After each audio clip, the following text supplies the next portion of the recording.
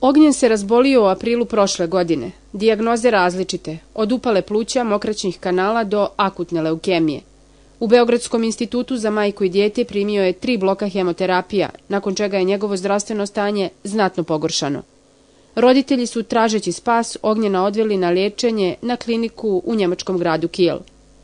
Nakon 2-mjesečnih analiza ustanovljeno je da Ognjen nikada nije imao leukemiju i da već 2 godine boluje od non-Hodgkin tumora limfoma. Pogrešni dijagnoze i liječenje uništili su mu koštanu srž. Primio je 2 bloka hemoterapije, taj tumor što je imao na plućima dosta se povukao, sad očekujemo će li trebati još 1 blok ili 2 eventualno do transplantacije, to zavisi od Ognjena. Uglavnom su našli kod donatora za koštanu srž, čeka, sve je spremno, samo su u pitanju novci koji još fale. Za Ognjenovo izlječenje potrebno je obezbijediti 288.000 evra. Fond zdravstvenog osiguranja Republike Srpske već je uplatio polovinu potrebne sume.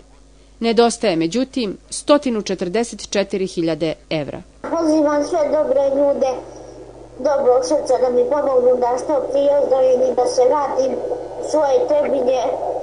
Dobri ljudi su krajem 2010. i početkom ove godine već pokazali svoju humanost. Prikupljeni novac za Ognjena utrošen je, nažalost, na pogrešno liječenje. Budimo ponovo humani i vratimo mu osmijeh na lice.